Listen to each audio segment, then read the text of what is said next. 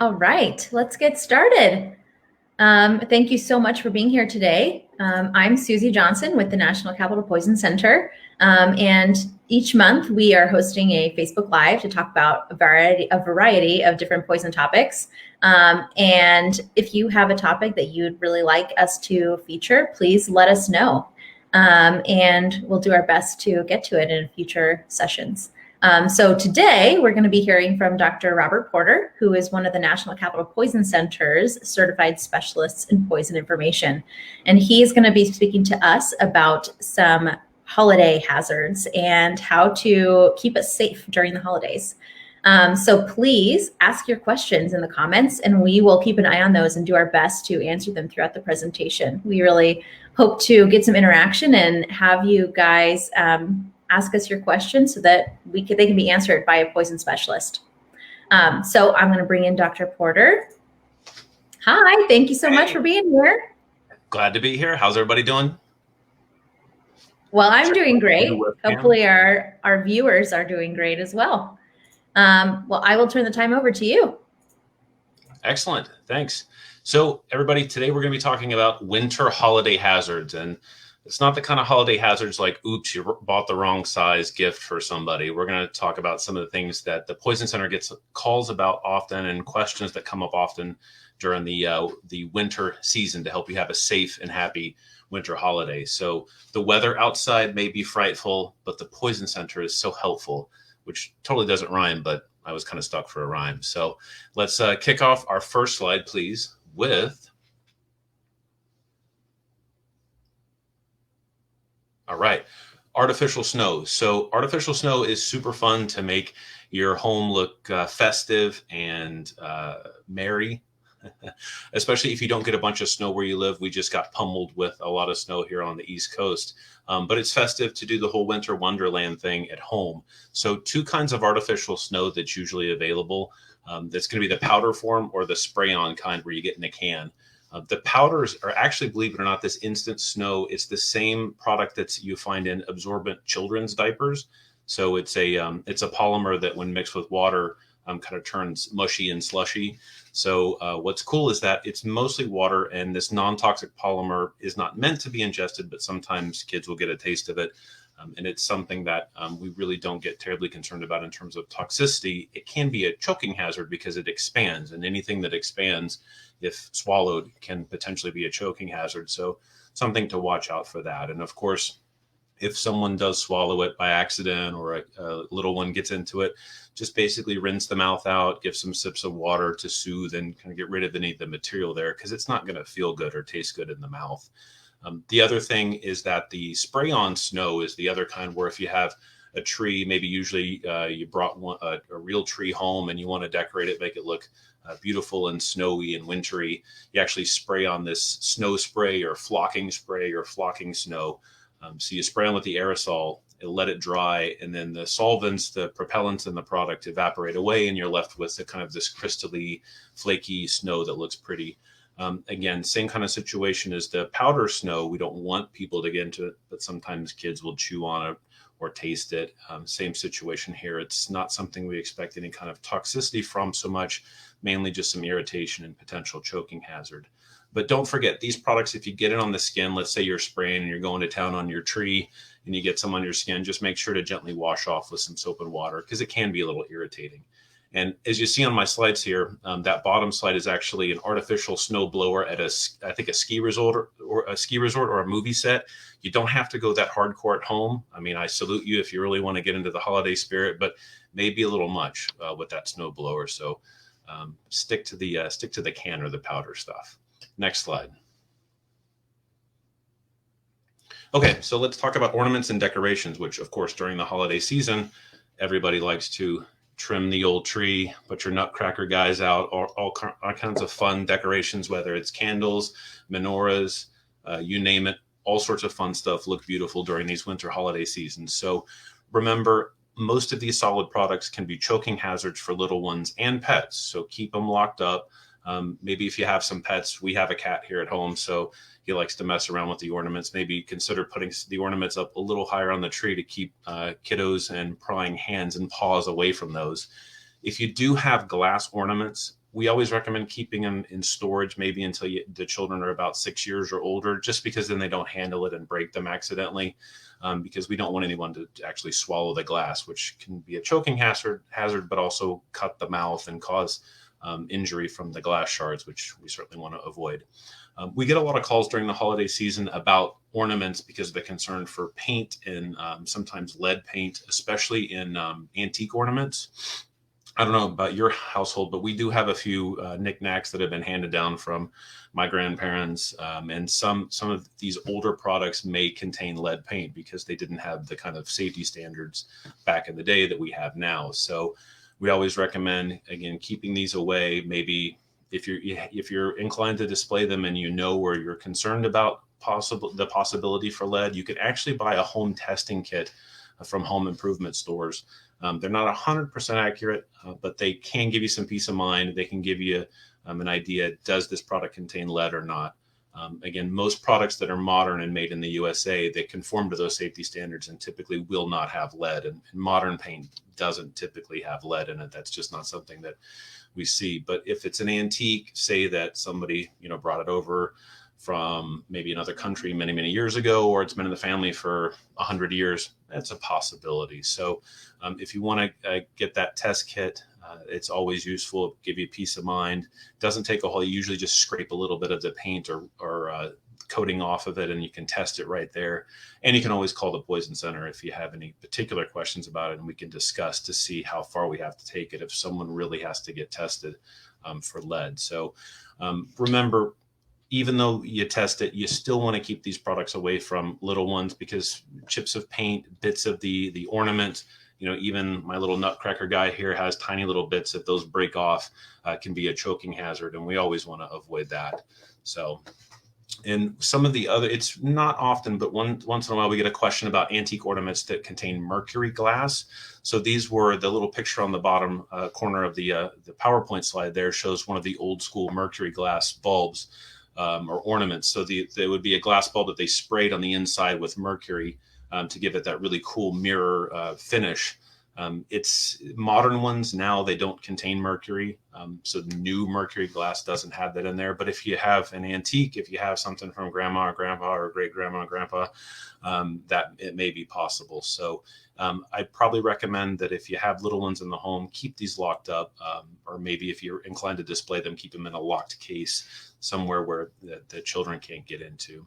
So remember, if it's a new ornament, if it's a new modern ornament, it's not likely at all to have lead or mercury. Not completely impossible, but very, very unlikely. But if you have any questions, definitely give the Poison Center a shout. And remember, choking hazard. So keep your nutcracker guys safely out of the hands of little ones. All right, next slide. So bubble lights, these are really cool. I remember these as a kid. They've kind of come back a bit. I think the desire for nostalgia and cool ornaments that look a little different. So these bubble lights were really popular in the 50s, kind of through the 70s.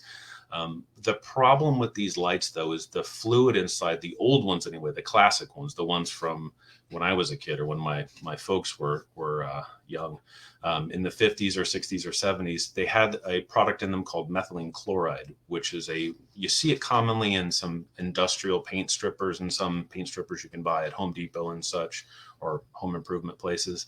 The problem is the methylene chloride, this liquid inside the old bubble lights, can be very toxic. So when swallowed, it can actually be converted by the body to carbon monoxide, which is the same poison that you'd find in car exhaust or cigarette smoke, or if you have something burning, for example, like a gasoline generator that's generating a lot of exhaust, that can cause carbon monoxide poisoning, just like if someone swallows this liquid.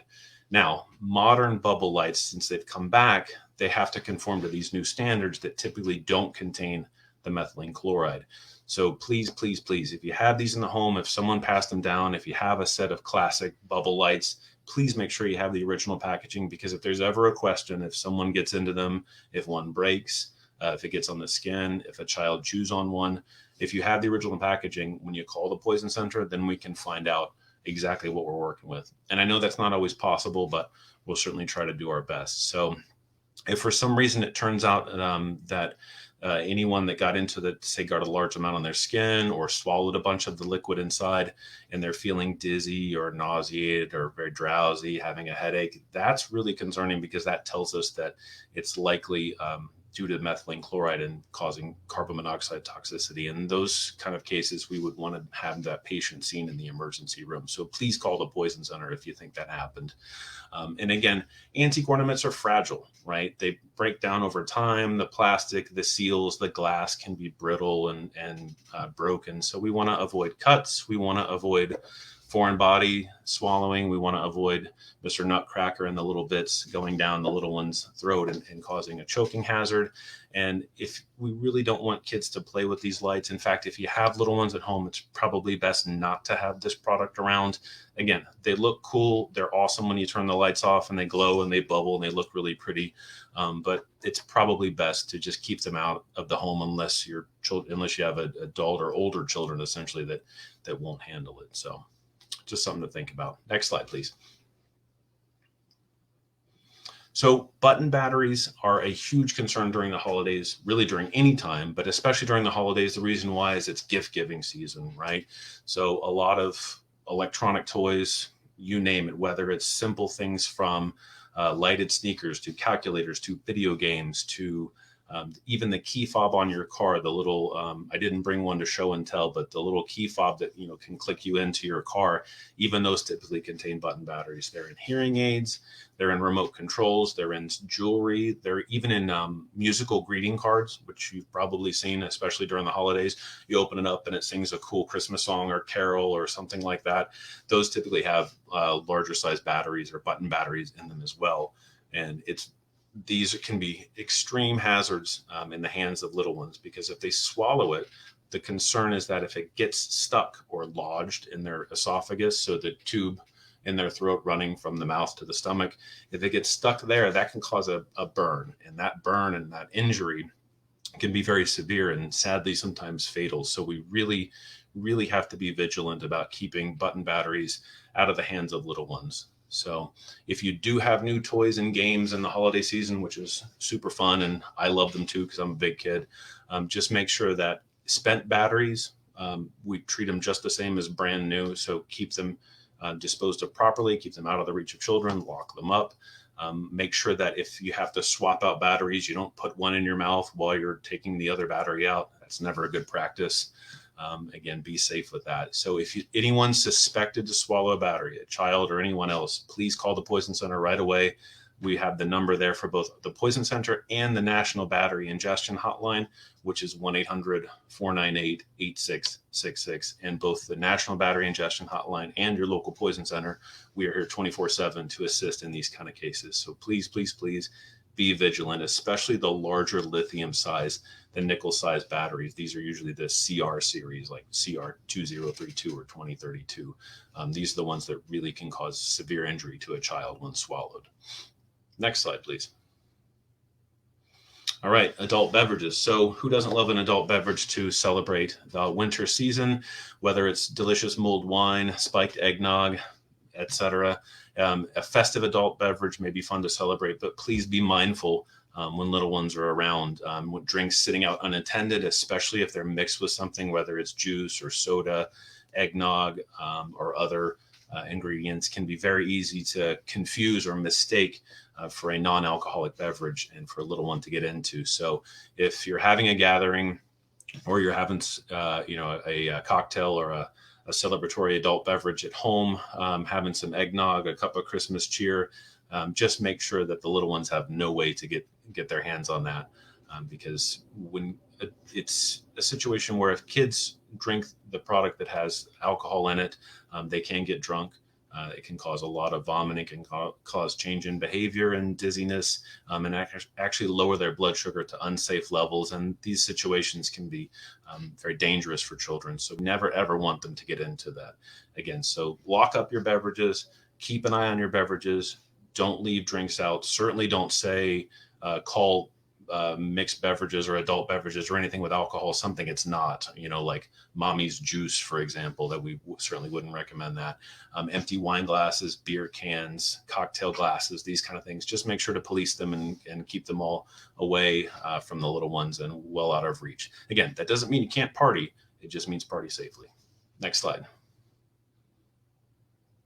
All right, so pets and winter holidays. It's absolutely fun to have our fuzzy friends join in our winter holiday festivities, but keep Mittens and Barkley away from pine needles if you have a real tree, because it can be a choking hazard. Try to avoid letting them drink the water if you have a real tree and you've got that pot of water, or that could have a preservative in it, because it can cause a lot of nausea and vomiting in the animals if they drink that. We also don't want them to chew on things like holly berries around the home. So we have a cat in the house and we've got some fun holly plants to be festive, and we certainly don't want him chewing on that. So it's okay to put your cat in a tree skirt, as you see here, because they look very festive. Of course, it's always fun to have your doggo enjoy a Christmas present. But remember, keep them safe during the holidays. And if you're going to take them out for a walk, this is the time where ice melt and rock salt get put down on pavement to kind of melt the ice or make sure that the ice stays slushy so it doesn't harden. Remember, these kind of things can be really rough on your critter's paws. So if left on their paws, if you take Mittens or Barkley out for a walk, or in the case here, that's Pierre the cat and Gwenny the doggo, if you take them out for a walk, that rock salt or ice melt left on the paws can actually be very injurious and actually can cause a chemical burn and a lot of irritation to their sensitive little paws. So it's cool. Take them out for a walk, have them enjoy the winter festivities, and then make sure to just wash them off with a little soap and water or a pet wipe when you're done. All right, next slide. Okay, so for more holiday safety tips, I put some links here that can be helpful. Of course, National Capital Poison Center has plenty of great articles. We have fantastic articles written by our staff and specialists and pharmacists and nurses and physicians here. It's the Poison Post that you can sign up for and get our awesome email newsletter, which you will totally love. Also, the National Safety Council and CDC have some really cool websites in terms of holiday safety, not only just for some of the things that I've talked about, everything from driving in bad weather, dealing with inclement weather, safety with kids at home, and also getting through kind of our current coronavirus pandemic, and staying happy, healthy, and making sure you have a great and fun holiday season. So there's some links. Please check those out when you get a chance. And then for our final slide, we would all like to wish you and yours a very happy and safe holiday season from my fuzzy family to all of yours. Again, that's Pierre, the cat at our house, and our friends and neighbors, Gwenny, our god dog there. She's enjoying the Christmas season. So again, happy holidays, have a safe and happy winter season. And if you have any questions, any problems, any issues we can help out, please don't hesitate to call the Poison Center anytime. Thanks, guys. Thank you so much, Dr. Porter. That was fantastic. My pleasure. I had no idea that artificial snow was the same compound that they use in diapers. That was so fascinating. So before we close, let's give a chance for any other questions to come in, but we do have a few. So I will read those off to you, Dr. Porter, so you can answer them. So Rachel Soa asks what the best place to store button batteries is. So if you're going to store them, sometimes we joke and say that if you really want to make something child-proof, put it in a locked safety deposit box at the bank. But we know that can always be the case. But locked drawers, keep it in the original packaging if you can. Please, please, please keep it somewhere locked where it doesn't have to be that safety deposit box. That may be a little extreme. But locked away on a high cabinet, maybe even consider getting a small locked metal box that you could put that in, put the batteries in there, turn the key, or even have a little combination. That's a great idea because that'll certainly keep the little ones out of there. Please keep it in the original package so you may know the type of battery that you have if you have to call, maybe even how old it is, which is always helpful to know if it's an older battery or a newer battery. But locked up, keep them high away. And if they're in a product, sometimes some products will actually have little screws in there or even tiny little bolts to keep them safe. I wish I had one to show you here, but maybe that'll be a prop for next time. But if They come with a device that you can screw it or bolt into it. Please make sure those are tight and fastened so that you can't wrench the cap or the door open, for example, because if they're secured, then that's going to decrease the chance of the little ones getting into them. Great tips. Yeah, thank you so much. I feel like in poison control, I always hear people say, there's no such thing as childproof. And so, True. they can get into whether it's medications or whether it's batteries or anything else. They're so creative and so much smarter than we give them credit for. So True. yeah, great tips. They're fast. Rachel also asks if button batteries are dangerous to pets as well. Absolutely they are. So the same kind of hazards apply. And that's a great question. So we would get concerned if Mittens or Barkley or Pierre or Gwen swallowed a battery. And it happens from time to time. People sometimes think, oh, my dog is picky about food, or my cat would never do that. It happens. Same situation applies. Please keep them locked up. Please keep them in their original containers if you can. Please keep the door, the lock, the switch, the bolt, the whatever it may be, secure the products. And if your dog or cat is suspected of ingested a button battery, please call us right away. They will need a trip to the veterinarian to get an emergency x-ray done, because same situation applies. If the battery is stuck in your cat's esophagus or the dog's esophagus, right, that can cause a very severe injury. And we take the same precautions we would for a child. Absolutely. Awesome. Thank you so much. Just before we finish up, I want to also mention our online tool, Web Poison Control. So just like you can call the Poison Center 24/7, and yes, we'll be open on every holiday. We're always available. We're also available online at Web Poison Control, and you can use it on our website at poison.org, or you can download it from the App Store or Google Play. And it's just another option to get help for those who prefer not to call. I know I've used it. You take an extra dose of medication, you're like, oh, am I going to be okay? So yeah, I just wanted to let everyone watching know about that tool as well. Awesome. It's a great tool. Please use it. Please check it out. Yeah. And you can try it out. Even if you don't need to use it in the moment, you can just click, I'm just trying the tool. And then you can, get a sense for what it's like. But again, Dr. Porter, thank you so much for being here and for sharing these holiday tips. Absolutely. To all those watching, thank you for being here. And please like and follow our Facebook page so you can, get notifications about our future Facebook Live events and, all kinds of other important information. Thank you again, and happy holidays. Happy holidays, everybody. Have a safe and happy winter holiday season. All right. Bye.